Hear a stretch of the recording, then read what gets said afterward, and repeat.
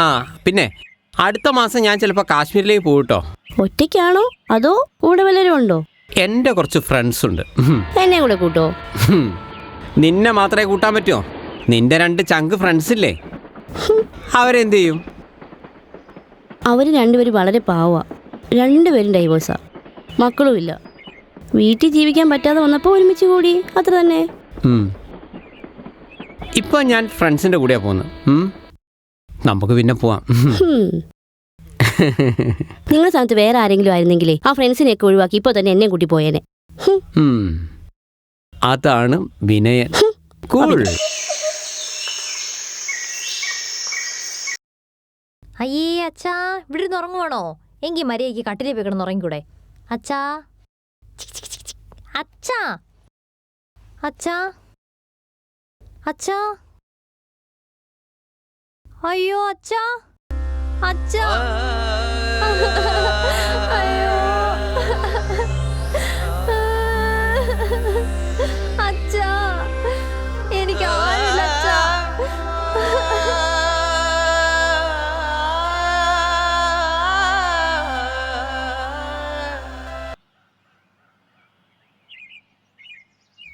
ഇന്നലെ ഒട്ടും ഉറങ്ങിയില്ല അല്ലേ? എനിക്ക് തോന്നി. ഇന്നലെ രാത്രി നമ്മുടെ ഫോൺ കോൾ 2.5 മണിക്കൂർ നീണ്ടു നിന്നു. എൻ്റെ ജീവിതത്തിൽ ഇത് ആദ്യമായിട്ടാണ് ഞാൻ ഒരാളോട് ഇത്രയും സമയം ഫോണിൽ സംസാരിക്കുന്നത്. നമ്മൾ ഇഷ്ടപ്പെട്ടവരൊക്കെ കുറേ നേരം സംസാരിക്കുന്നത് സ്വാഭാവികമല്ലേ? അല്ല, വിനയൻ ഡൈവോഴ്സ് ആണെന്നല്ലേ പറഞ്ഞത്? അതെ. സെക്കൻഡ് മാരേജിനെ പറ്റിയൊക്കെ ചിന്തിക്കുന്നുണ്ടോ? സത്യം പറഞ്ഞ ആദ്യ മാരേജ് താർന്നപ്പോ ഇനി ജീവിതത്തിൽ വേറെ ഒരു കല്യാണമേ വേണ്ടെന്ന് കരുതിയതാ. പക്ഷെ ഇപ്പോൾ ഒരു സെക്കൻഡ് മാരേജ് ചിന്തയൊക്കെ വന്നു തുടങ്ങി. അതെന്താ, മനസ്സിലാരുണ്ടെങ്കിൽ ഇഷ്ടം തുടങ്ങിയോ? തുടങ്ങി.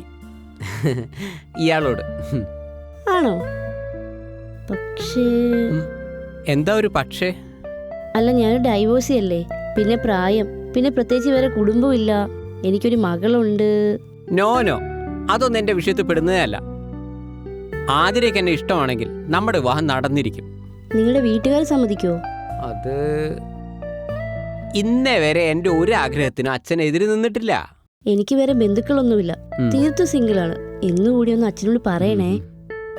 ഓക്കെ, അച്ഛനൊരു വിശാല ചിന്താധികാരനാണ്, അതൊന്നും ഒരു പ്രശ്നമേ അല്ല.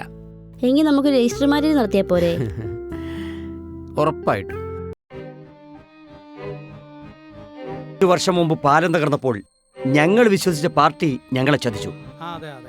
ആ ദേഷ്യത്തിലാണ് സ്വതന്ത്രനായി നിന്ന നിങ്ങളെ ഞങ്ങൾ ജയിപ്പിച്ചത്. സംഭവം ഇപ്പൊ കഴിഞ്ഞിട്ട് 5 വർഷമായില്ലേ? താൻ എന്ത് ചെയ്തടോ ഇത്രയും കാലം? ആ പാലം ഉണ്ടാക്കി തരാന്ന് പറഞ്ഞ് വോട്ട് വാങ്ങിച്ച നിങ്ങൾ ഇതുവരെ എന്ത് ചെയ്തു? അല്ല, അറിയാൻ താല്പര്യമുണ്ട് ഞങ്ങൾക്ക്. നിങ്ങൾക്ക് തന്ന വാക്ക് ഞാൻ മറന്നിട്ടില്ല. 5 വർഷവും ഞാൻ കഷ്ടപ്പെട്ടു. ഓ പിന്നെ ആ കോൺട്രാക്ടറെ കൊണ്ട് എന്നെ പാലം പണിക്കാൻ ഞാൻ ശ്രമിച്ചു. പക്ഷെ ഒരു കോപ്പം നടന്നില്ല. എനിക്ക് കുറച്ച് സമയം കൂടി തരണം. ഞാനൊരു പാവാണ്. പാവാണ്, നല്ല പാവം. ഇപ്പം തന്നെ ഞങ്ങളുടെ വീടൊന്ന് നോക്കി. ലൈഫ് പദ്ധതി ഞങ്ങളൊരു വീട് പോലും എടുത്തിട്ടില്ല. കണ്ടോ ഞങ്ങൾ വീടിന്റെ ഈ അവസ്ഥ? അതിന് ഇങ്ങനെ ഒരു കോടീശ്വരാണ് ഞങ്ങൾ എപ്പോഴും പറഞ്ഞോ? അങ്ങനെ പറഞ്ഞു കൊടുക്ക്. പറഞ്ഞോ? അങ്ങനെ പറഞ്ഞിട്ടില്ല. ഞങ്ങളോട് പറഞ്ഞ വാക്ക് പാലിക്കണം, അത്രയേ ഉള്ളൂ. അത് ചെയ്യണം. എന്തും ഞങ്ങൾ സഹിക്കും, പക്ഷെ വഞ്ചന അത് മാത്രം ഞങ്ങൾ സഹിക്കില്ല. അടുത്ത ഇലക്ഷന് മുമ്പ് പാലത്തിന് പണി കഴിഞ്ഞിട്ടില്ലെങ്കിൽ മെമ്പറുടെ കൈ കാലം ഞങ്ങൾ തല്ലിയൊടിക്കും, പറഞ്ഞേക്കാം. കയ്യും കാലും അല്ല, വേണ്ടി വന്ന തല ഞങ്ങൾ വിട്ടും. എന്താ ചെയ്യാ? ഞങ്ങളെ നിനക്ക് ശരിക്കും അറിയില്ല. അവന്റെ കളിയെ നിങ്ങളൊരല്പം കൂടി ക്ഷമിക്കണം. ഇനി എന്ത് ക്ഷമ? രണ്ടിലൊന്നും ഇപ്പൊ അറിയണം. അതെ, അതാണ്. നിങ്ങൾ സ്വതന്ത്രനായി നിന്നിരുന്നെങ്കിൽ ഒരു 10 വോട്ട് നിങ്ങൾക്ക് കിട്ടുമോ? ഞങ്ങൾക്ക് വിശ്വസിക്കുന്ന പാർട്ടിക്ക് കൊടുക്കാതെ നിങ്ങൾക്ക് തന്ന എന്തിനു വേണ്ടിട്ടാ? ആ പാലത്തിന് വേണ്ടിട്ടല്ലേ? സത്യം. അതിപ്പോ നമ്മള് ശ്രമിക്കാനിട്ടല്ലോ. എന്നിട്ട് നിങ്ങൾ എന്ത് ചെയ്തു? എല്ലാ മാസവും നിങ്ങൾക്ക് ശമ്പളമൊക്കെ കിട്ടുന്നില്ലേ? കാര്യം കഴിഞ്ഞപ്പോ ജനങ്ങൾക്ക് അങ്ങ് മറന്നു.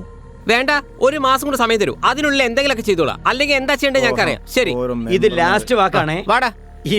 പറഞ്ഞ മനസ്സിലാകുന്ന ഭാഷ ഇതല്ല. ഇതിനപ്പുറം ഞാൻ ഇനി എന്ത് ചെയ്യാനാ? MLA മന്ത്രിയും ഒക്കെ കൈവിട്ടതല്ലേ, എന്താ പോയി നമ്മൾ ചെയ്യാ? എന്താ ചെയ്യാന്നൊരു ഐഡിയയും കിട്ടുന്നില്ല.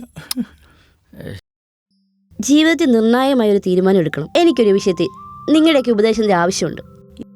ഇത്രയും ലോകപരിചയമുള്ള നിന്നെ ഞങ്ങളൊക്കെ എന്തുപദേശിക്കാനാ? എന്താ കാര്യം? അത് എടി, എനിക്കിപ്പോ ഒരു 10-35 വയസ്സല്ലേ ആയുള്ളൂ. ഒന്നുകൂടി വിവാഹത്തെ പറ്റി ചിന്തിക്കാനുള്ളതല്ലേ ഉള്ളൂ. മനസ്സിലായോ? കേറിക്കൂടിയിട്ടുണ്ടല്ലോ. അതാരാ? അത് അങ്ങനൊന്നുമില്ല. എന്റെ ഒരു തോന്നൽ. എന്താന്ന് വെച്ചാൽ തുറന്നു പറയടി. ഗോപിക്കയുടെ ഷോപ്പിൽ ആ വിനയില്ലേ, മുമ്പ് ഞാൻ ഉടക്കുണ്ടാക്കിയ ആള്. എനിക്ക് അങ്ങനെ ഇഷ്ടമായി. അപ്പോഴത്തേക്ക് അവിടെയും പോയി കൊളത്തിയോ? വിവാഹം കഴിച്ചാലോ എന്നൊരു ചിന്ത. അതിന് വിനയൻ സാർ നിന്നെ ഇഷ്ടമെന്ന് പറഞ്ഞോ? അങ്ങനെ തീർത്ത് പറഞ്ഞിട്ടൊന്നുമില്ല. പിന്നെ പക്ഷേ അങ്ങേർക്ക് എന്നെ ഇഷ്ടമായി എന്നാണ് എന്റെ ഒരു ഇത്. അയ്യോ, ഒരു റോങ് നമ്പർ വരുത്തിയ വിന നോക്ക്. ആട്ടെ, നീ പിന്നെ ആളെ കണ്ടിരുന്നോ? പിന്നെ ഇന്നും കണ്ടിരുന്നു. കുറേ സംസാരിച്ചു. കുറേ നേരം സംസാരിച്ചു എന്ന് കരുതി അയാൾക്ക് നിന്നോട് സ്നേഹമാണ്, പ്രേമമാണ് എന്നൊക്കെ കരുതാൻ പറ്റുമോ? നീ എന്നൊന്ന് ചിന്തിച്ചു നോക്ക്. അത് സത്യം. മാത്രമല്ല പഞ്ചാരയും അത്യാവശ്യ തമാശയൊക്കെ ആയിട്ട് നടക്കണ ഒട്ടുമിക്ക പുരുഷന്മാരും പക്കാ തരികിടകളായിരിക്കും മോളെ. സൂക്ഷിച്ച നിനക്ക് കൊള്ളാം. വിനയൻ സാർ അങ്ങനെയുള്ള ആളൊന്നും അല്ല, പക്ക ഡീസന്റാ. അങ്ങനെ അങ്ങ് പറഞ്ഞു കൊടുക്കടി. കാര്യം നേടുന്നവരെ ആണുങ്ങൾ ഏത് ലെവല് വരെയും പോവും. കാര്യം കഴിഞ്ഞാൽ പിന്നെ എങ്ങനെ പെരുമാറുന്നു എന്നുള്ളതാണ് പ്രധാനം. വിനയൻ അങ്ങനൊന്നുമല്ല. നിന്റെ വിശ്വാസം നിന്നെ രക്ഷിക്കട്ടെ. ശരിക്കും നിന്നെ വിവാഹം കഴിക്കാന്ന് അങ്ങേര് പറഞ്ഞോ? അങ്ങനെ വിവാഹകാര്യം സംസാരിച്ചിട്ടില്ല. എന്തോ എനിക്കങ്ങനെ തോന്നി. വിനയൻ എല്ലാരോടും അങ്ങനെ ഫ്രണ്ട്ലി ആയിട്ടാണ് സംസാരിക്കാറ്. പിന്നെ അങ്ങേർക്ക് ഹെൽപ്പിംഗ് മെന്റാലിറ്റിയും കുറച്ച് കൂടുതലാണ്. ആണോ? ഞാനൊന്ന് പറഞ്ഞേ ഉള്ളൂ.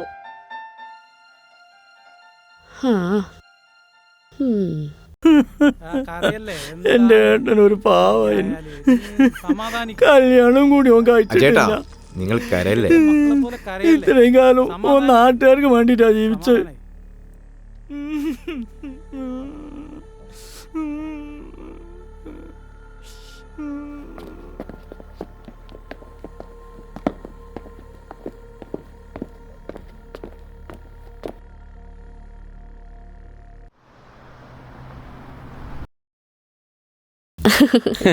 ഇവിടെ നല്ല സീനാണല്ലേ? അതെ. നമുക്ക് എല്ലാ വൈകുന്നേരം ഇങ്ങോട്ട് വന്നാലോ? എന്തു പറയുന്നു? എന്തോ എനിക്ക് ബീച്ചാ ഇഷ്ടം. നിനക്ക് ബീച്ച് ഹോട്ടലിലെ ബിരിയാണി കഴിക്കണം. എനിക്ക് കാര്യം മനസ്സിലായി. ഇവിടുത്തെ ഐസ്ക്രീം അത്ര മോശമൊന്നല്ല. ഐസ്ക്രീം കാര്യം ടൗണാണെങ്കിലും പഞ്ചാരടിക്ക് ഒരു സ്കോപ്പ് ഇവിടെയുണ്ട്. വലിയ വായി നോക്കിയുള്ള. ഹലോ അമ്മേ, ഞാനാ. പറ. ഒരു വിശേഷം പറയാനാണ് വിളിച്ചത്. അച്ഛൻ, അതായത് നിങ്ങളുടെ ഭർത്താവ്, 4 ദിവസം മുമ്പ് മരിച്ചു. ബാബുട്ട് മരിച്ചോ? നീ എന്താ എന്നെ അറിയിക്കാഞ്ഞേ? എന്താ അറിയിക്കാനാ? നിങ്ങൾ തമ്മിൽ പ്രത്യേകിച്ച് ബന്ധമൊന്നുമില്ലല്ലോ. അത് ശരി.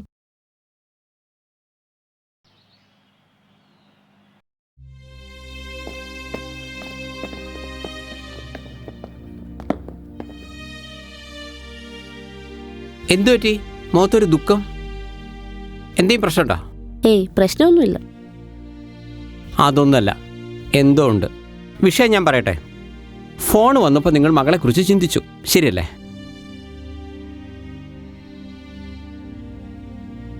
അല്ല, അവള് ഹോസ്റ്റലിൽ നിന്നിട്ടാണോ പഠിക്കുന്നത്? അതെ. സത്യം പറഞ്ഞാൽ ഈ ഡൈവേഴ്സ് കേസ് വരുമ്പോൾ കുട്ടികളൊന്നും ഇല്ലാതിരിക്കുന്ന നല്ലത്. സമാധാനമായിട്ട് രണ്ടാമത് കല്യാണം കഴിക്കാലോ. ഈശ്വര, കല്യാണം കഴിച്ച് പോയ മോളൊക്കെ എനിക്കുണ്ടെന്നറിഞ്ഞ് ഇങ്ങനെ ഇനി അംഗീകരിക്കുമാവോ? ഇനി കുട്ടികളുണ്ടെങ്കിൽ നമ്മൾ രണ്ടാമത് കല്യാണം കഴിക്കുന്നവർ ആ കുട്ടികളെ എത്രമാത്രം ആക്സെപ്റ്റ് ചെയ്യുന്നു പറയാൻ പറ്റില്ല. വിനയൻ എൻ്റെ മോളെ, അവളെ എന്താണോ ആ രീതിയിൽ അക്സെപ്റ്റ് ചെയ്യാൻ പറ്റില്ലേ? No problem. ഒരു LKG കുട്ടി ആക്സെപ്റ്റ് ചെയ്യുന്നതിൽ എന്താണ് പ്രശ്നം? നീ ധൈര്യമായിട്ടിരിക്കും. പിന്നെ നമുക്ക് വല്ല സിനിമയ്ക്കോ എന്തെങ്കിലും പോയിട്ടൊന്ന് റിലാക്സ് ആയാലോ? ഷുവർ.